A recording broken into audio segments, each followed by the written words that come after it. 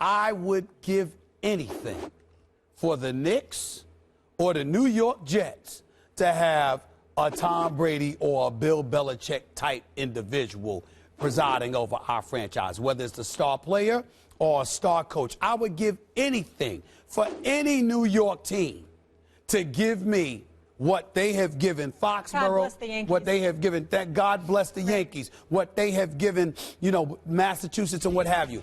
Bill Belichick and Tom Brady are nothing short of phenomenal. It is time for us to pump the brakes and respect what they bring to the table, because what they have brought has been better than anything anybody has brought to the table over the last decade and a half. Or ever, really. I mean, Bill Belichick's the greatest coach of all time. And in spite of the fact, I don't care at all about the Jets. In fact, I do not wish them success. I'm a Giants fan.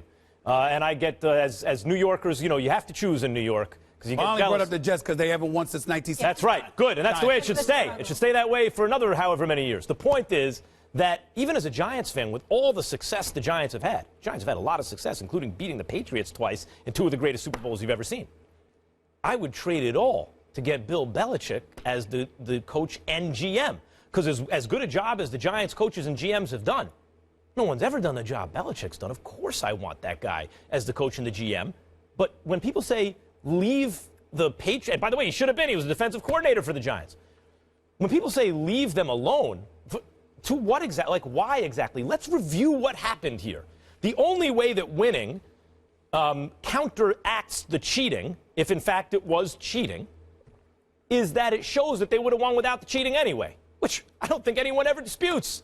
I mean, when they found them with the balls in the AFC, they do dispute it. They say they win because they cheat. Okay, in that case, I can't speak for them. But what I will say is that their cheating, if it was cheating, probably helped them in some marginal way and ultimately wouldn't have mattered. When they got caught using the deflated footballs, they were in the middle of putting a waxing on the Colts. It's not like that was a close game. It's not like anyone after the game said, see, the only reason they beat the Colts is because of deflated footballs. So that issue aside, what are we exactly doing here? So they've been involved in multiple cheating scandals. They have challenged the commissioner, the authority of the commissioner.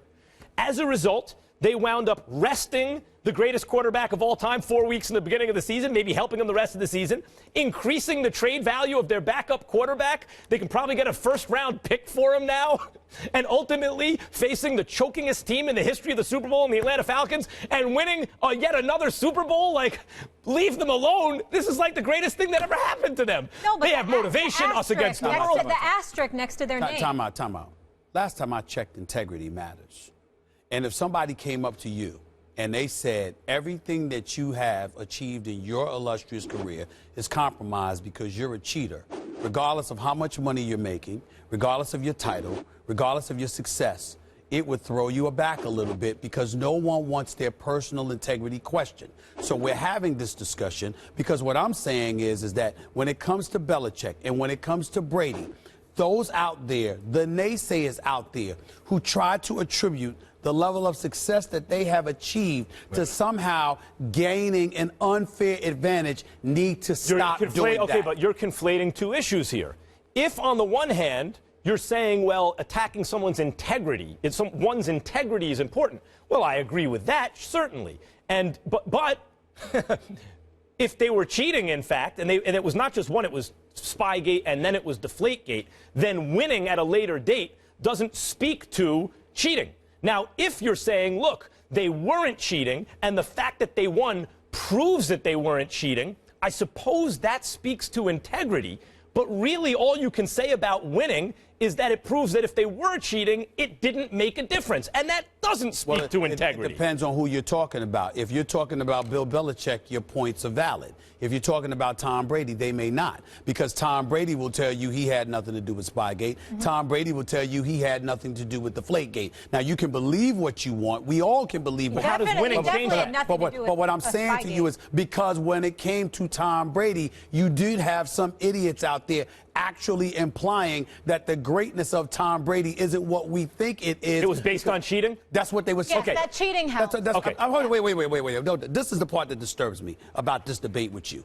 You host a radio show in Los Angeles. Are you going to sit here with a straight face and tell me not a single damn soul during the time you talked about Deflategate called you up and said to you that Tom Brady ain't as great as he is, that you know what, he cheated? Nobody said that? Actually, said most of the argument centered around the fact that you can't call the greatest ever a guy who cheated based on the idea of honesty, not based on the idea that the cheating made Tom Brady better. Max, don't tell me that callers who called you up dissected that intimately between the two. They will call you up. We both deal with callers every day. You trying to tell me that callers sat up there want perfect unanimity? I'm just saying, you're going to find some people who feel that way. I'm saying, exactly. There were people out there who sat up there and said, Tom Brady ain't what you think he is because he had an unfair advantage. I'm saying, kill that noise. He is everything we think he is. If by this question what we mean is we should leave the Patriots alone because they're better than everyone, I feel sorry for anyone who doesn't understand already a long time ago